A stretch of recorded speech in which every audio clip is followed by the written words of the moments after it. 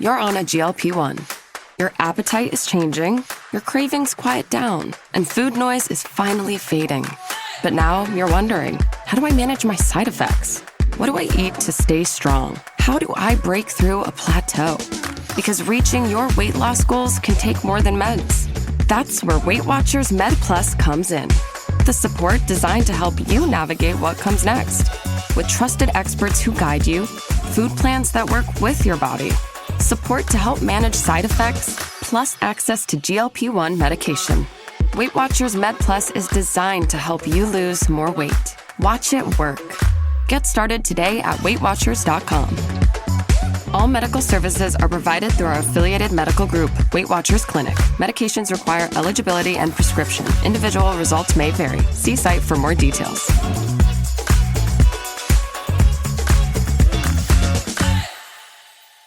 Did you know using your browser in incognito mode doesn't actually protect your privacy? Take back your privacy with IPVanish VPN. Just one tap and all your data, passwords, communications, browsing history, and more will be instantly protected. IPVanish makes you virtually invisible online. Use IPVanish on all your devices, anytime you go online at home and especially on public Wi-Fi. Get IPVanish now for 70% off a yearly plan with this exclusive offer at ipvanish.com/audio.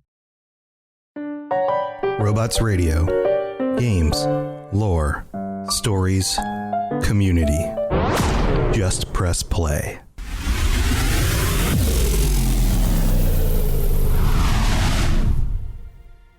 Welcome to the Fallout Lorecast, the podcast that explores the boundaries of our knowledge about the world of Fallout. Today I'm taking you, are you ready for this? Back in time. We are time traveling to a very long ago, 27 years ago, in fact, 1997. The internet was in its infancy.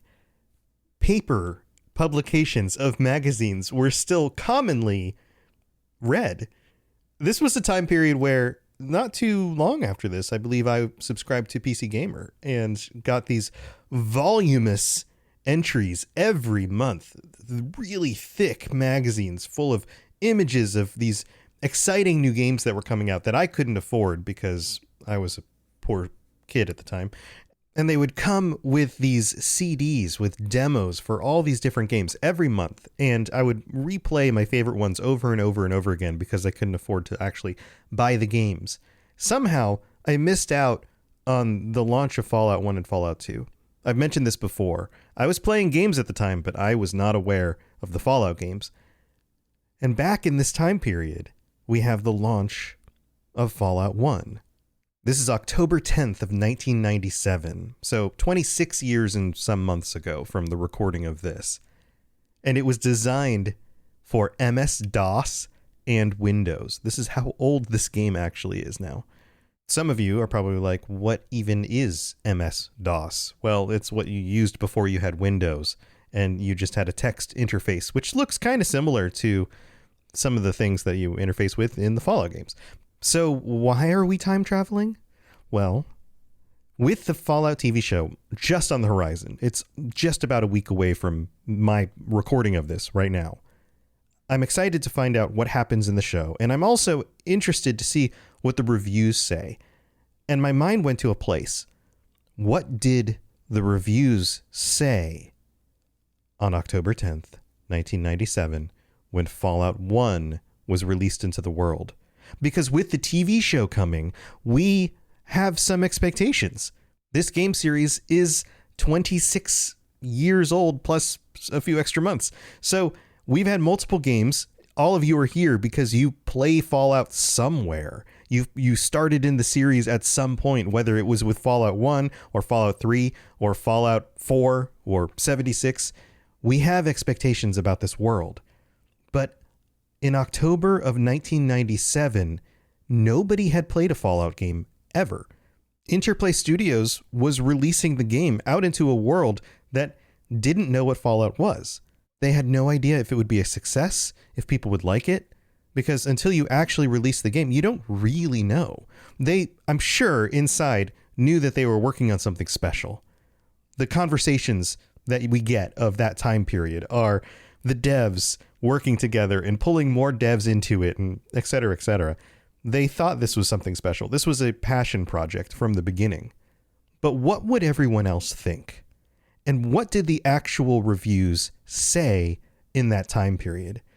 Now, I don't have the actual printed articles of things like PC Gamer to look at, because that was 26 years ago and I threw all my copies of those things out. But we do have a little something called the Wayback Machine. If you haven't been on the Wayback Machine online, go check it out, especially if you're someone like me who remembers the internet from 1997. This flooded back memories of what the internet was like, what my life was like at this time period.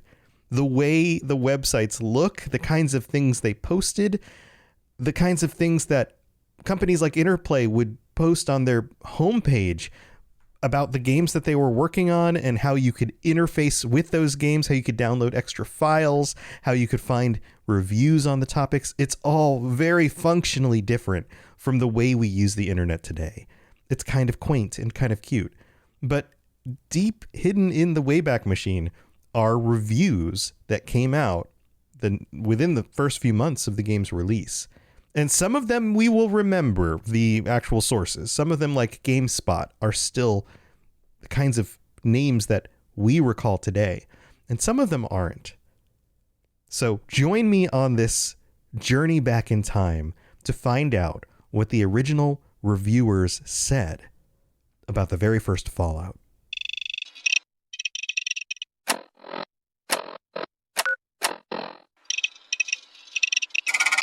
So here we go, back in time. Now, where do we start? If you go into the Wayback Machine, and that's actually the website, just look up Wayback Machine, you'll find it. And you put in the search bar, Fallout 1997. The first thing that comes up is the Interplay website. These were the publishers. And they worked on many different games. Back in 1997, game releases were faster. We didn't wait 5, 6, 7 years between game releases. Studios could put out multiple games a year at times, depending on the kinds of games they were making. And if you go back and you look at this Interplay site from this time period, well, first of all, you're going to notice it looks pretty old. Secondly, you're going to notice some titles for games right on the homepage that would be familiar today. Baldur's Gate, for example, is back in the popular conversation because of Baldur's Gate 3. Well, that was part of the conversation back in 1997. And that plays into people's perspectives on this brand new RPG that was breaking the mold, let's say. Now, not every RPG back in the 90s was a Dungeons and Dragons-esque fantasy adventure. And although some of them were different, games like Torment, for example, didn't play with the same fantasy kind of focus as Baldur's Gate did, but Fallout was very different. Post-apocalyptic future, retrofuturism. It was a very, very different thing.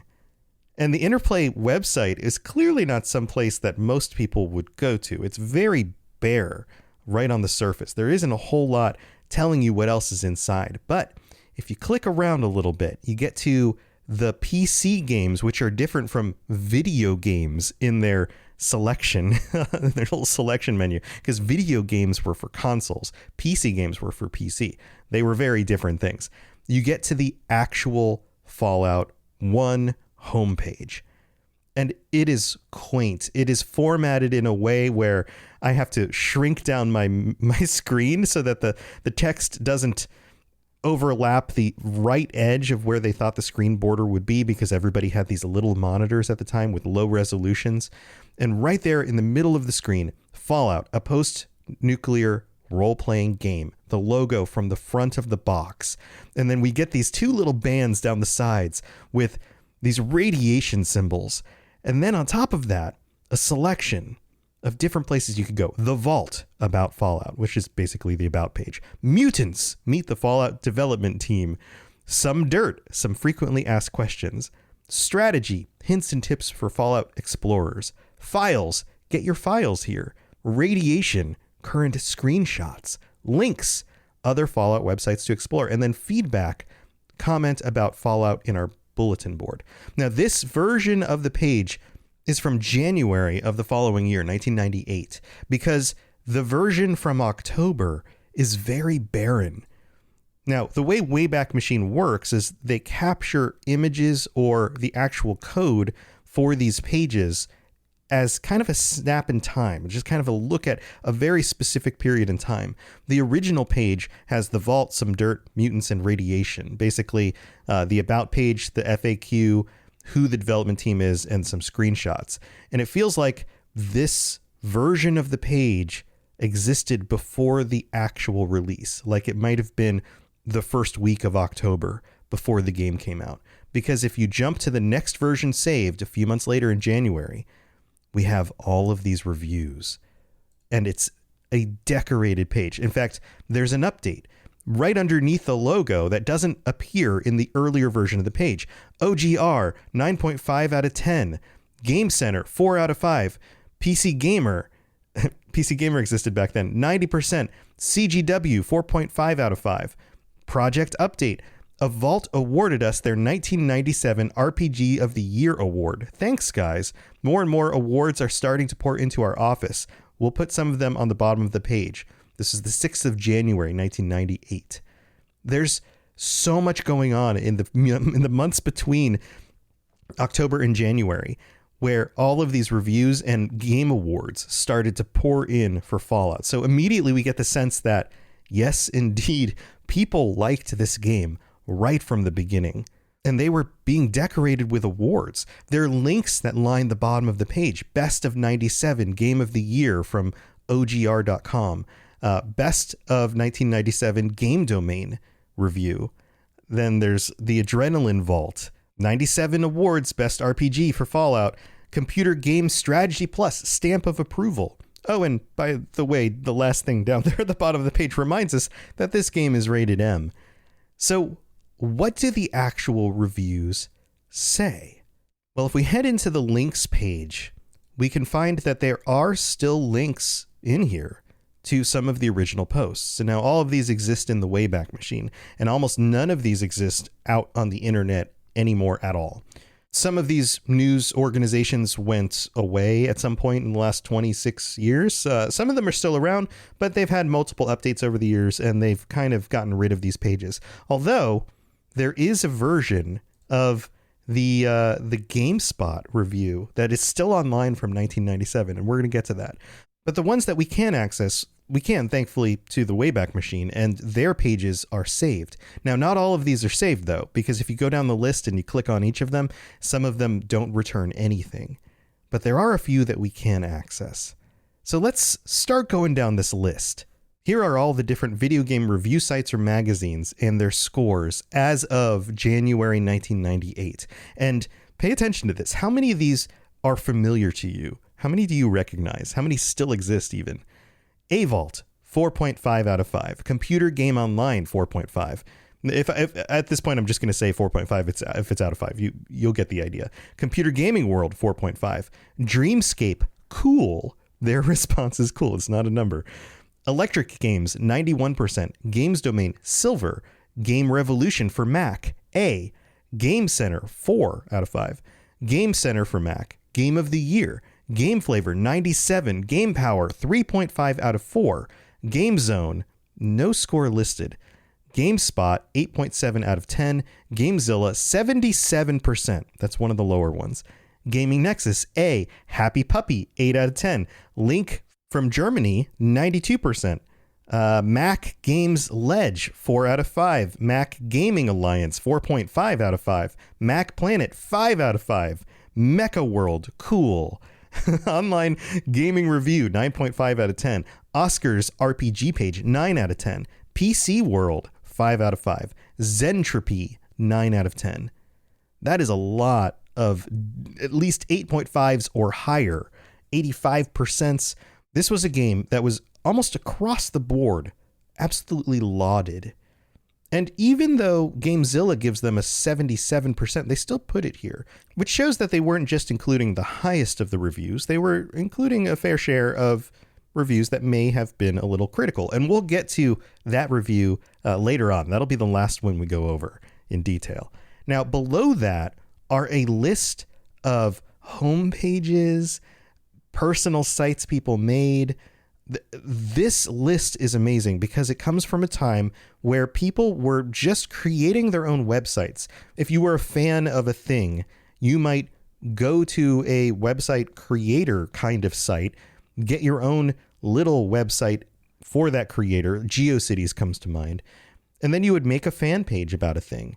It wasn't a time period where you could go on YouTube and post your videos because that didn't exist. Also, social media really wasn't a thing yet. This is about a decade before social media erupts into the spotlight with MySpace and then Facebook. So you created your own websites, and there were these website rings where similar websites about similar topics would cross-link to each other, and you could go from one to the next to the next. And you would just bookmark your favorite sites, and you'd go back and you get tips and tricks, or you'd get their funny stories about playing the game, or whatever they wanted to post on their sites. And so if you look down below that, there is a list of, it's got to be 50, 60 websites that existed at the time that people made because they were fans of Fallout. And these popped up within the first 3 months of the game, which is pretty cool. So you're probably wondering, what do these reviews actually say? And some of them are more verbose than others. The GameSpot review, for example, is fairly long. The other thing that I didn't remember as much from this time period as I probably should have is the format of game reviews from this time period. This is something that has evolved. But back in 1997, 1998, the format of most game reviews were, let's take a look methodically at each of the different parts of the game. They'll explain to you roughly what the game is, and then they'll say graphics, performance, sound, gameplay. They'll go through each of these little sub points very specifically.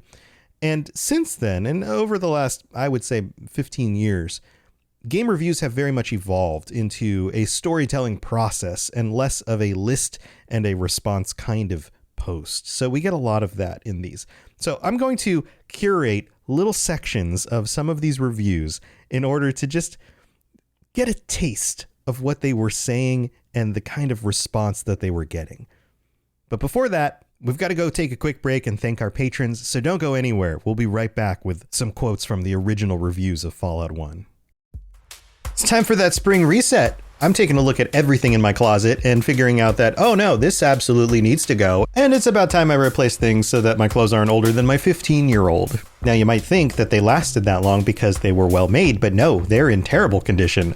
Unlike the new jeans I just got from Quince. Jeans have always been my personal go-to because you can kind of wear them for lots of different things, but maybe they're not your thing. Maybe you're looking for, 100% European linen with insanely soft flow-knit activewear fabric. It's definitely getting warmer, and their flow-knit activewear is moisture-wicking, anti-odor, and soft enough that you'll actually want to wear it every day. So pick out what you want. You can't go wrong because they have prices 50 to 60% less than similar brands. And like I said before, they are high quality. I continue to wear their clothes all the time, and I know that these new jeans are going to last me a lot better than the other things in my wardrobe. And on top of it, they look great. They're so comfortable, and I spent just as much on the jeans that I am now cleaning out of my wardrobe. So if you're looking for something better, just all around better, go check out Quince. So go do it right now. Refresh your wardrobe with Quince. Go to quince.com/falloutlore for free shipping and 365-day returns. Now available in Canada too. Go to quince.com/falloutlore for free shipping and 365-day returns. Quince.com/falloutlore. This is the new Weight Watchers, built for real life and real results, no matter what mode you're in. Maddie went all in for her big day and lost 33 pounds. Emily lost 85 pounds and hit her goal while still living her life. Weight Watchers gave me the tools and I feel amazing.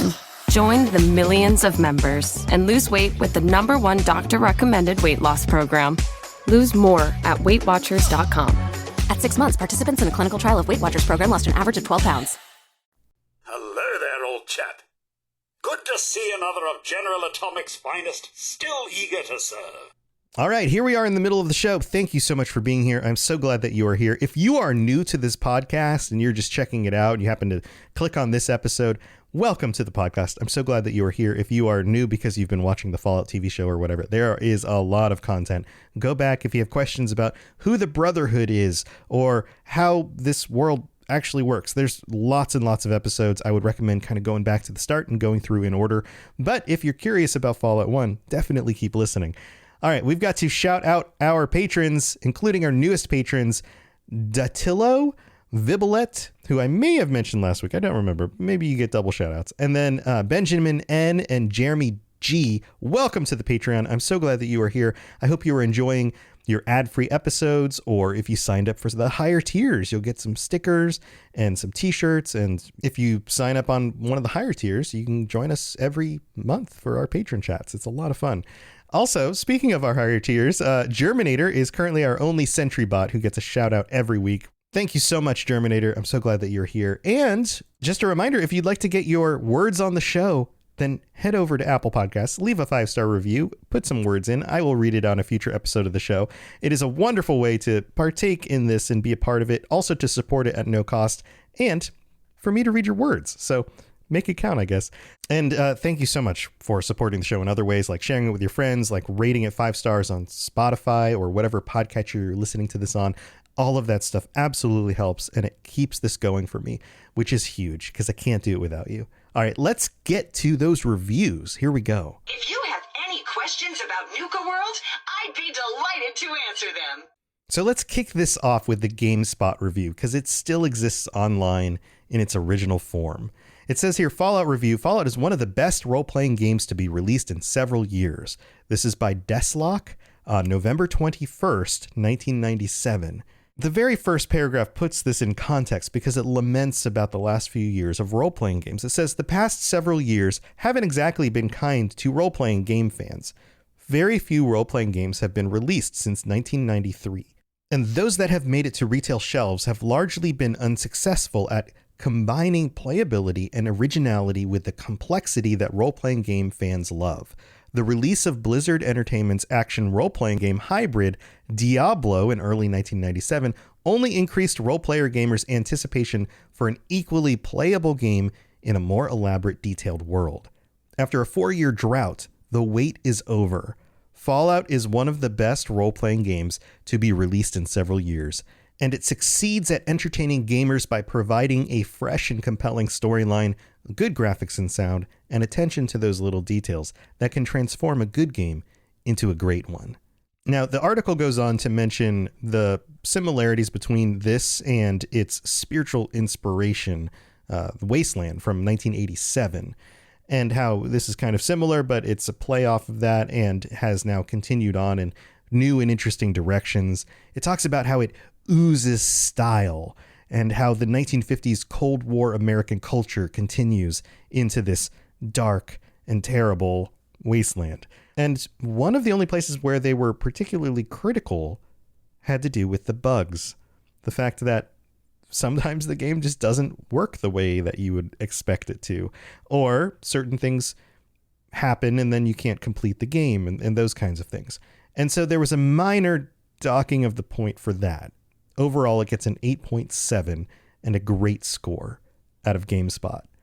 And I guess you could say that they were a little prophetic in the review. The final paragraph says, even though these minor flaws bring Fallout's overall rating down a notch or two, Fallout is not only a worthy successor to Wasteland, it's also a role-playing game that is destined to become a classic in its own right.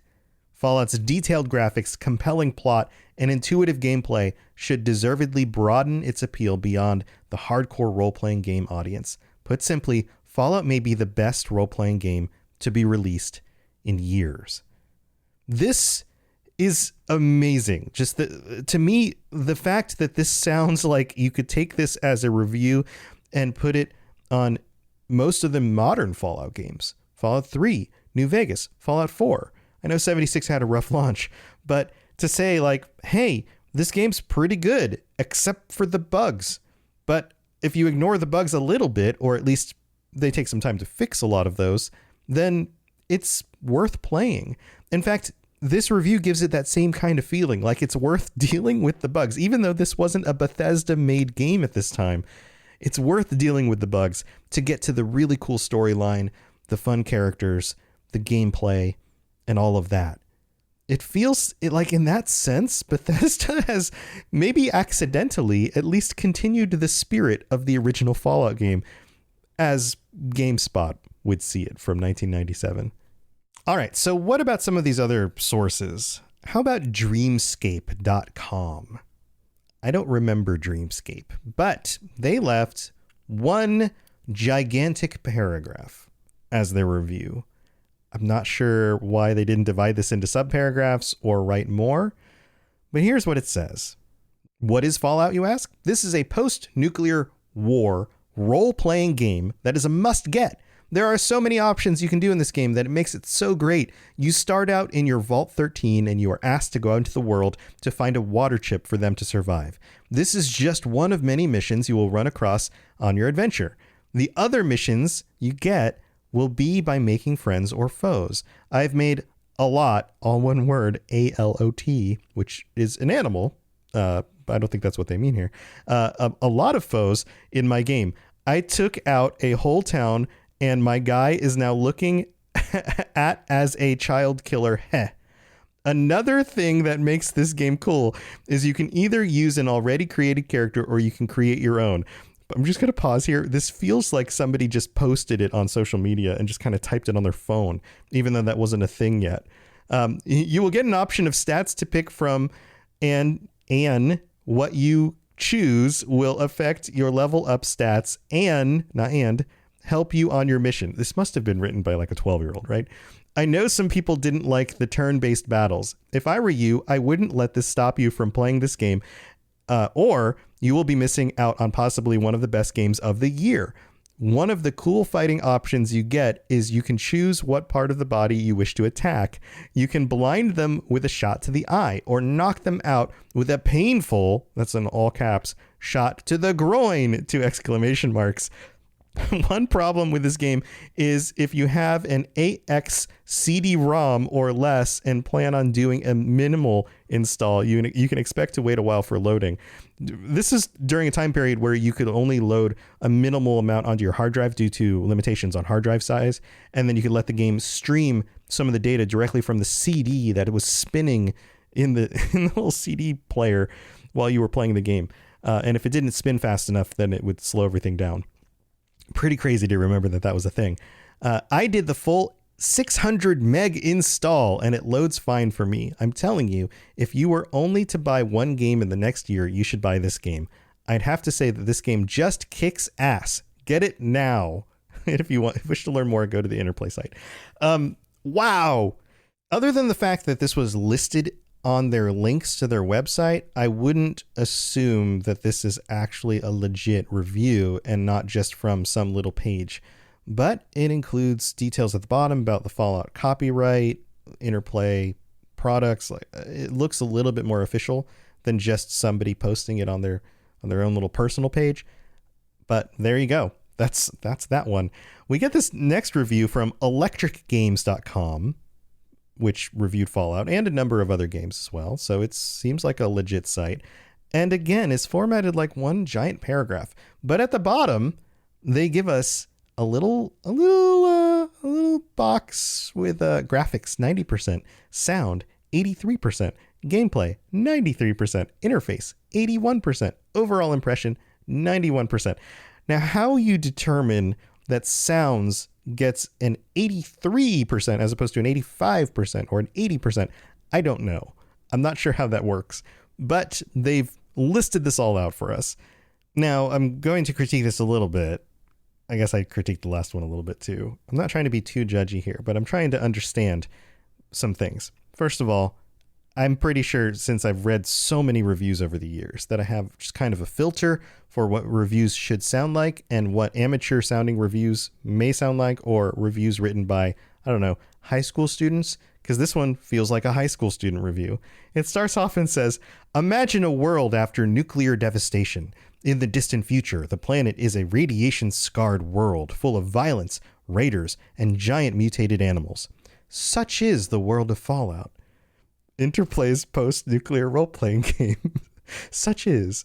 This feels like the kinds of things that I was writing at like 17 and didn't realize how tacky it sounded. And then it goes on and explains who you are, what's going on in the world. It's kind of got that whole, beginning of the review explains what's going on thing. And then it gets into some of the mechanics about sneaking and stealing stuff and the turn-based quality of the gameplay, how everything works. And it goes into details about things like multiplayer, which is not included.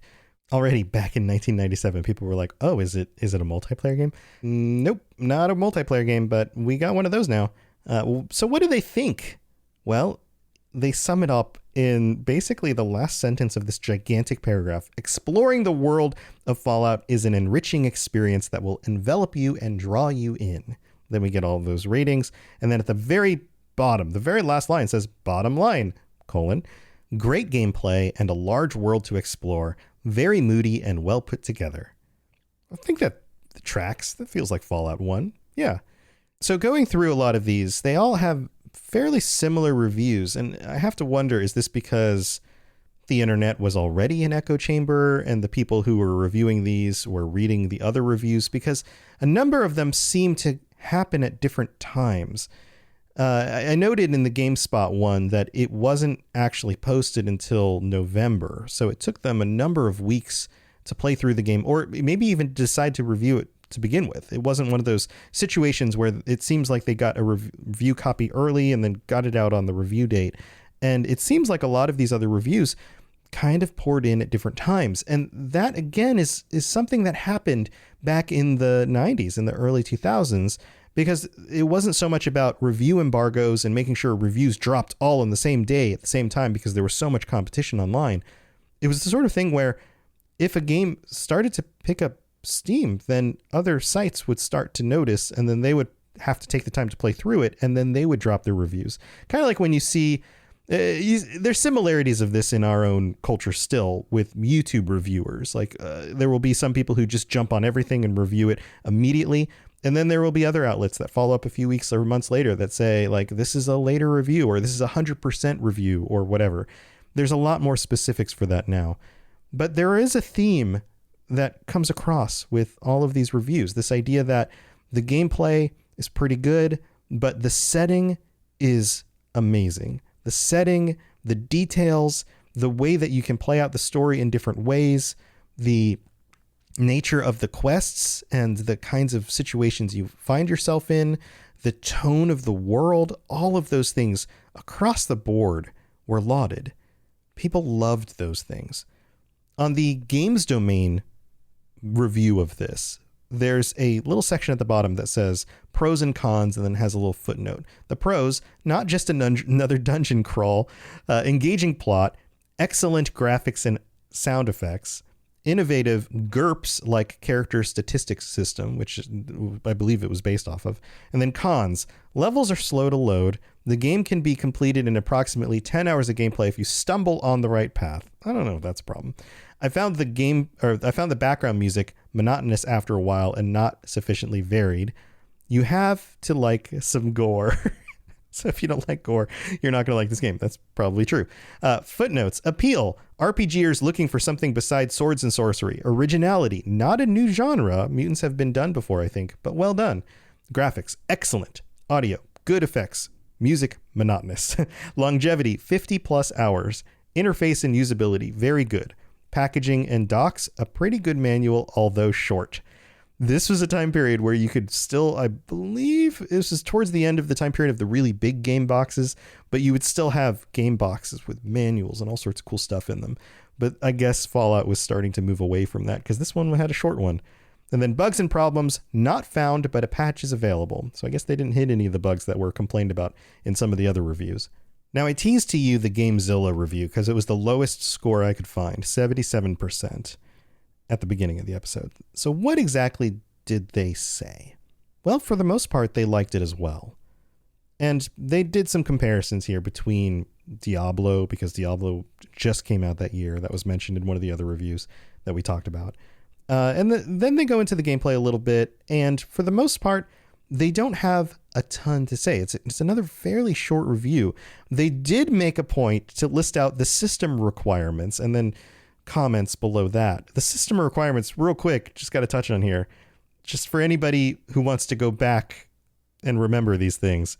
Currently, Interplay is planning on Pentium 90 or faster, 16 megabytes of RAM, 30 to 40 megabyte hard drive space, SVGA, that was your screen, Super VGA, mouse, keyboard, 2x CD-ROM driver faster.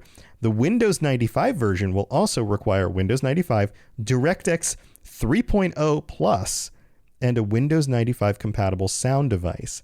The DOS version will require DOS 5.0 or greater and a Sound Blaster compatible sound card, subject to change. Oh my God, I'm getting these flashbacks of these old PCs that I used to have back in the day and how some of them met these requirements and others didn't. The Mac version, Power Mac with 16,000K free memory, CD-ROM, System 7.1.2 or higher, and a variety of extensions that will be included in the CD. All right, so the bottom line here, final paragraph of this review, Fallout looks to be an interesting game. For fans of traditional RPGs such as D&D and GURPS, this game will have much to offer. Better customization of characters, including specialized skills, step-by-step combat, and a well-defined plot.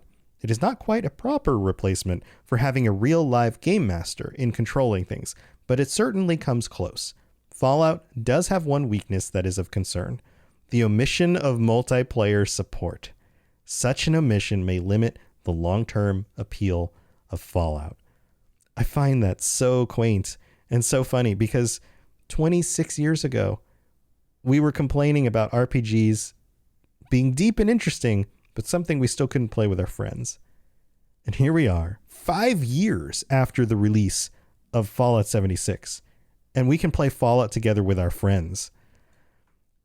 It's a different game. It's not exactly the same thing as playing Fallout 1, for sure. But even then, 26 years ago, this was one of the major complaints, was that this game was a little buggy and that you couldn't play it with your friends. And here we are, 2024, and you can't play most of the Fallout games with your friends, but there is one you can still play with your friends, and most of them are still fairly buggy. And it's just kind of how this series has gone. And I know they're working on it. I know they continue patching 76. I know there's a new update coming for Fallout 4, which we're still waiting to hear more news about. I can't wait for that. And I would love updates to make Fallout 3 and New Vegas playable on modern systems in a way where they don't crash all the time. Because every time I try and go back in, it's usually a crash fest for me. That would be wonderful. Can you imagine if the next Fallout comes out and it has all of that solved? Or if the updates for 76 continue in a way where it really makes the game something that doesn't get broken every few patches. Wouldn't that be wonderful? Well, 26 years ago, people felt the same way. There's your look into the past. Thank you for going on this time-traveling adventure with me. And oh, by the way, that made me wonder, does time travel happen in Fallout? I was like, wait, is that a thing? Usually that's the thing in sci-fi types of games and things. Yeah, it actually does. It happens in Fallout 2. There's a moment where you can go back in time and you can break a water chip, and it affects the game. So if we get time travel in any future updates to either 76 or future Fallout games, remember, it's been done before. Maybe that would actually be kind of a cool thing. All right, I'm just going to put that out there into the world. Thanks for tuning in. And I will see you next week. Hopefully, I might do the episode a little bit late, but in order to get through at least the first episode of the Fallout TV show and give you my thoughts on that. So stay tuned for that. I'll see you next time. To plug into everything else we're doing, check out robotsradio.net. Reach out to me on Twitter at robots_radio.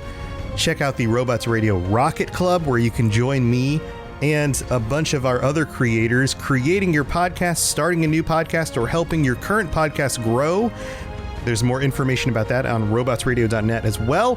And you can always talk with us and the entire community, over 2,000 people on the Robots Radio Discord. Come join us. We'd love to chat with you. See you guys next time.